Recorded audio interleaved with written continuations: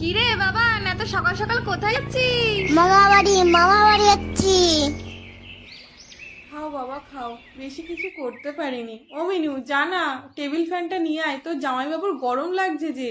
যাচ্ছি যাচ্ছি, আগে জিজুর ফটোটা তুলে নি, ফেসবুকে পোস্ট করতে হবে তো। বাবাকে বড় থালায় দিলে, আমাকে ছোট থালায় দিলে কেন? এই যা, ও মিনু, আমার দাদু ভাইরে তুই ছোট থালায় খেতে দিলি? ও ছোট বলেই ছোট থালায় দিয়েছি।